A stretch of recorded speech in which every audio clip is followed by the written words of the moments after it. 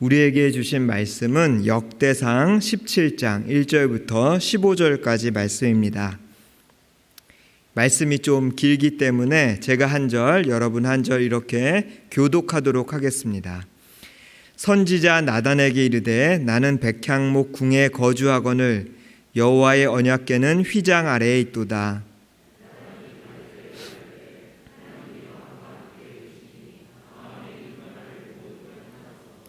그 밤에 하나님의 말씀이 나단에게 임하여 이르시되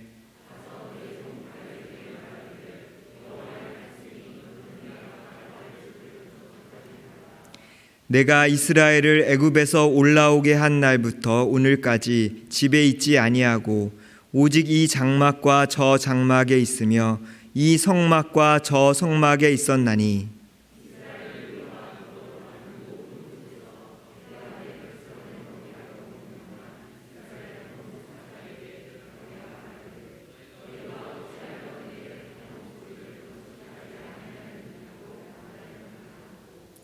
또한 내 종 다윗에게 이처럼 말하라.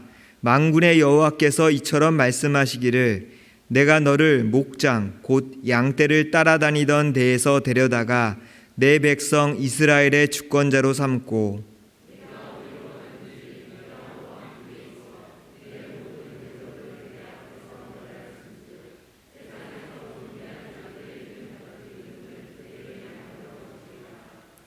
내가 또 내 백성 이스라엘을 위하여 한 곳을 정하여 그들을 심고 그들이 그곳에 거주하면서 다시는 옮겨가지 아니하게 하며 악한 사람들에게 전과 같이 그들을 해치지 못하게 하여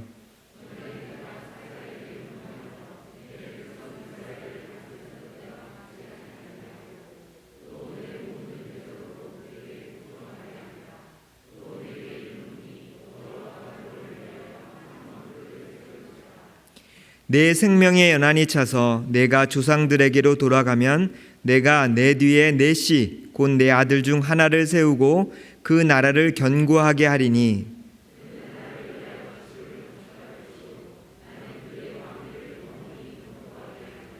나는 그의 아버지가 되고 그는 나의 아들이 되리니 나의 인자를 그에게서 빼앗지 아니하기를 내가 내 전에 있던 자에게서 빼앗음과 같이 하지 아니할 것이며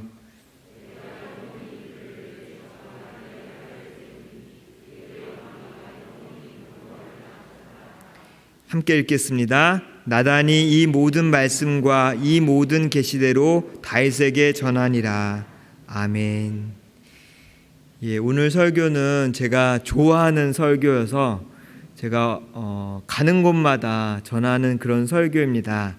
특별히 또 한 해를 마무리하는 시점에 적절하기 때문에 또 오늘 교회 임직자들이 또 오셨기 때문에 필요한 말씀이라고 생각되어 전합니다. 혹 이 중에는 난 교육자나 임직자가 아닌데 하시는 분들도 이미 이 추운 날 이 자리에 오셨다는 것 자체가 정말 하나님을 사랑하고 또 주의 일을 사랑하시는 분이기에 꼭 필요한 말씀이라고 생각됩니다. 우리는 지난 1년 동안 코로나 팬데믹으로 인해서 무너진 교회를 다시 세우느라고 많이 애를 썼습니다. 해이해진 신앙을 붙잡고자 매주 열심히 교회에 출석했고요. 또 다른 사람 눈에 띄는 봉사이든 아니면 정말 아무도 몰라주는 조용한 섬김이든 교회의 사역과 하나님 일에 또 협조적이었으며 또 무엇보다 교회와 성도들을 위해서 기도해 왔습니다. 그러기에 지난 한 해를 되돌아보면서 우리가 기도한 것에 대해서 하나님께서 어떻게 응답하셨는지에 대해서 또 우리가 수고하고 섬긴 것에 대해서 어떤 열매가 있었는지 뒤돌아보는 것은 아주 자연스러운 일이라고 생각합니다. 많은 성도님들이 무엇이든지 기도하고 구하는 것은 받은 줄로 믿으라. 그리하면 너희에게 그대로 되리라고 하시는 예수님의 이 말씀을 좋아합니다. 그래서 이 말씀을 붙잡고 인용하면서 기도를 많이 합니다. 또 시냇가에 심은 나무가 철을 따라 열매를 맺으며 그 잎사귀가 마르지 아니함 같으니 그가 하는 모든 일이 다 형통하리로다 라는 시편의 말씀에 따라 철을 따라서 열매를 기대하기도 합니다. 하지만 때로 하나님께서 우리가 바라고 기도한 내용에 대해서 아니, 노라고 말하실 때가 있습니다.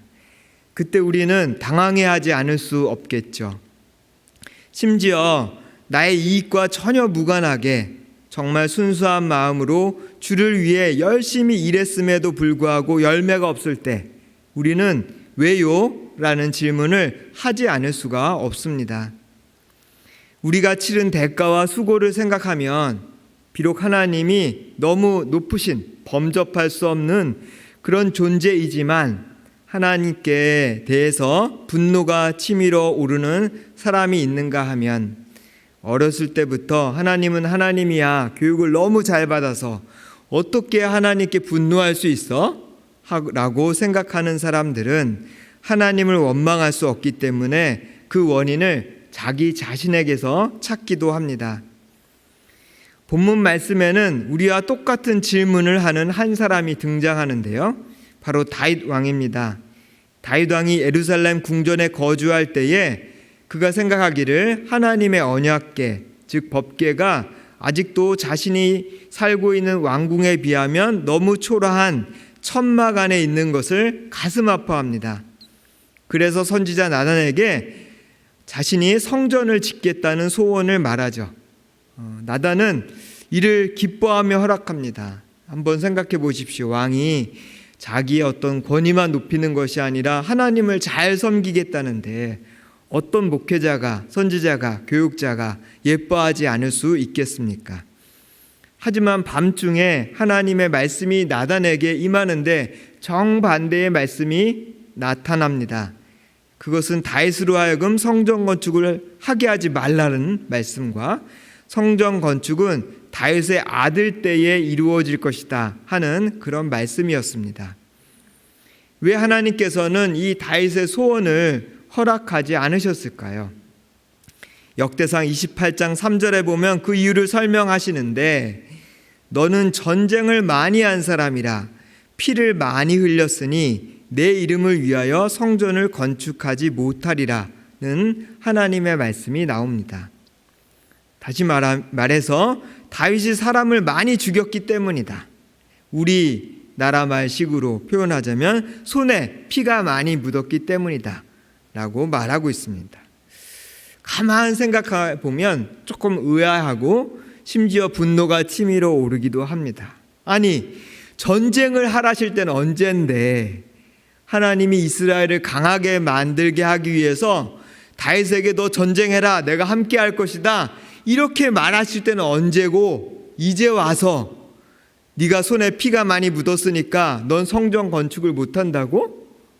마치 고사성어, 토사구팽, 토끼를 잡은 사냥개를 삶아먹는 것과 똑같은 일을 하나님 하시는 거 아니야? 하는 생각을 갖게 되기 때문입니다. 반대로 이미 너무 훈련을 잘 받아서 하나님을 내가 어떻게 원망해 하는 그런 분들은 다윗의 이 소원에 대해서 하나님이 노라고 하신 것에 대해서 거꾸로 생각하게 됩니다. 그래, 다윗에게 잘못이 있었으니까 하나님께서 노라고 말씀하셨겠지. 나 같은 경우도 내 기도가 응답이 안 되고 사역에 열매가 없는 이유는 다 내 죄 때문이야. 내가 부족한 탓이지 뭐. 이렇게 자신에 대해서 실망하고 낙심하기도 합니다. 하지만 오늘 본문 말씀을 자세히 들여다보면 전혀 다른 메시지가 있는 것을 깨닫게 됩니다. 첫째, 하나님께서는 저희들이 함께 읽은 그 본문 말씀 전체를 봤을 때도 다윗의 죄 때문이다 이렇게 말씀하시지 않고 있습니다. 하나님은 비록 성전 건축을 허락하지 않으셨지만 다윗을 나무라는 투의 말을 전혀 찾아볼 수가 없다는 것입니다. 오히려 하나님은 다윗에게 약속하시기를 8절에 보니까 내가 어디로 가든지 내가 너와 함께 있어 내 모든 대적을 내 앞에서 멸하였은즉 세상에서 존귀한 자들의 이름 같은 이름을 내게 만들어 주리라고 말하고 계십니다. 뿐만 아니라 14절에 보니까 내가 영원히 그를 내 집과 내 나라에 세우리니 그의 왕위가 영원히 견고하리라 라고 말하고 있는데, 여기서 그는 바로 메시아 예수를 말하는 것이고, 이 메시아가 다윗의 자손으로부터 나온다는 것이죠. 그 이야기는 지금 다윗이 왕인데 그의 왕위가 그의 후손에 의해서 영원할 것이라는, 인간에게 있어서는 이보다 명예로울 수 없는 약속을 받는 장면이라는 것입니다. 하나님은 지금 다윗을 축복하고 계시는 거죠. 하나님이 비록 성전 건축을 허락하지 않으셨지만 다윗이 하나님을 위해서 성전을 건축하고 싶어하는 그 소원을 지금 기쁘게 받으시고 있다는 것입니다. 우리도 마찬가지죠. 우리의 기도에 대해서 NO라고 말씀하시는 것처럼 들리는 상황이 있을지라도 그것이 우리 자체를 거부하시는 것은 아니라는 것입니다. 혹 여러분 중에 교회를 다니시면서 우리 교회에 이런 게 필요해 라는 것들을 다른 성도님보다 먼저 파악하고 이런 거 해봤으면 좋겠어 하고 열심히 기도하시고 또 애써서 그렇게 뭔가 만들어 가시는데도 불구하고 그것이 잘 안 될 때, 다른 사람들이 잘 반응이 없을 때 실망하시거나 이거 하나님이 정말 원하시지 않는, 또는 나한테 문제가 있는 것인가 하는 생각을 하실 수도 있습니다. 꼭 교회뿐만 아니라 내가 사회나 직장에서도 정말 이거 하나님이 보시기에 필요한 일인 것 같아. 그래서 기도를 시작했는데 아무런 변화가 일어나지 않을 때 왜요 하나님? 이렇게 질문하시는 분이 있을 거라고 생각합니다. 오늘 말씀에 의해서 동일하게 우리가 알 수 있는 것은 하나님께서 그 기도에 대해서 당장 응답하시지 않을지라도 우리 자체를 거부하시지 않는다는 것입니다. 우리가 열심히 일했음에도 불구하고 열매가 아직 없을 때도 하나님이 지금 우리를 나무라시는 것이 아니라는 것입니다. 오히려 정반대라는 거죠. 우리의 마음을 받아주시고 기뻐하신다는 것입니다. 두 번째로 엄밀한 의미에서 본다면 이 다윗의 소원에 대한 하나님의 응답은 노우가 아닙니다. 다윗의 아들 때에 성전을 건축하겠다고 허락해 주셨기 때문에 그것은 사실 예스라는 것입니다. 단 시기가 내가 생각했던 지금의 시기가 아니라는 것이고, 내가 하고 싶었는데 자신의 때에 이루어지는 것이 아니라는 것에 불과하다는 것입니다. 비록 성전은 솔로몬이 지었습니다. 하지만 그 하나님의 기도의 그 응답은 다윗의 기도에 대한 것이라는 것입니다. 겉으로 보기에는 성전이 솔로몬의 업적처럼 보이지만 사실은 다윗의 업적이 더 큽니다. 실제로 성경에 보면 다윗은 이 하나님의 응답에 감사하면서 성전을 지을 재료를 미리 다 준비해 놓았습니다. 역대상 22장에 보면 내 아들 솔로몬은 어리고 미숙하고 여호와를 위하여 건축할 성전은 극히 웅장하여 만국의 명성과 영광이 있게 하여야 할지라. 그러므로 내가 이제 그것을 위하여 준비하리라 하고 다윗이 죽기 전에 많이 준비하였더라. 성전이 건축되는 과정 속에서 하나님이 누구를 더 기뻐하셨을까요? 솔로몬일까요? 아니면 다윗일까요? 저는 당연히 다윗일 것이라고 생각합니다. 그렇기 때문에 때로 우리의 기도의 응답이 빨리 오지 않았을 때 너무 낙심할 필요가 없습니다. 하나님께서 우리에게 노우라고 답하신 것이 아니라 그냥 wait, 기다려 이렇게 말씀하실 수 있기 때문입니다. 그리고 이 기다려라는 말씀은 궁극적으로는 예스이기 때문입니다. 비록 내가 주의 일을 할 때에 열매가 맺히지 않는다고 해서 실망할 필요도 없습니다. 혹 이 중에 교회학교 봉사하고 계시는 선생님들 계실 거라고 생각합니다. 저도 비슷한 경험을 했는데요. 내가 교사로서 아이들을 가르칠 때 정말 말도 안 듣고 교회도 잘 나오지 않는 그 학생이 해가 바뀌고 이제 진급해서 다른 이제 공동체에 가더니 나타나서 정말 교회에 제가 이제 열심히 다녀요, 이런 말을 들었을 때 마음 한구석에는 너무 기쁜 마음이 있지만 또 마음 한구석에 조그마한, 어떨 땐 엄청 크게 실망하는, 나도 이 아이를 위해서 열심히 기도했었는데, 나 정말 이 아이 때문에 속 끓였었는데 왜 하나님은 나에게는 이런 귀한 열매를 허락하시지 않고 왜 이 아이는 나중에 바뀌었을까 하는 생각들을 할 때가 있었습니다. 그런데 이 오늘 말씀을 묵상하면서 깨닫게 되었습니다. 하나님께서 내 기도와 수고를 이미 알고 계신다 하는 것입니다. 그래서 내가 다음 사람에 의해서 열매가 맺힐 때도 결코 질투할 필요가 없겠구나. 왜냐하면 내 때에 이루어지지 않았다고 해서 그것이 내 기도의 응답이 아니라는, 나의 열매가 아니라고 말할 수 없기 때문입니다. 세 번째로, 하나님은 일반적으로 한 사람에게 모든 과정을 맡기시지는 않습니다. 다윗의 역할은 전쟁을 통해 영토를 확장하고 적들로부터 나라를 견고하게 세우는 것이었습니다. 그리고 다윗은 그 임무에 충실했습니다. 성전 건축은 다윗의 잘못 때문에 허락되지 않은 것이 아니라 그의 역할이 아닐 뿐이었습니다. 하나님은 이스라엘의 조상 아브라함에게 가나안 땅과 큰 민족을 이룰 것을 약속하셨습니다. 이 아브라함이 믿음을 가지고서 고향 친척 본토의 집을 무작정 떠나게 됐죠. 하지만 성경을 끝까지 읽어보면 아브라함 때에 가나안 땅이 주어진 것이 아닙니다. 그는 평생 나그네로 살았습니다. 그가 가지고 있었던 유일한 땅은 나중에 그의 무덤이었던 곳뿐이었습니다. 히브리인의 위대한 지도자 모세도 히브리인들이 가나안 땅을 차지할 것을 약속받았지만 결국 모세 스스로는 약속의 땅 가나안에 들어가지 못했습니다. 그는 마지막까지 광야에서 살았습니다.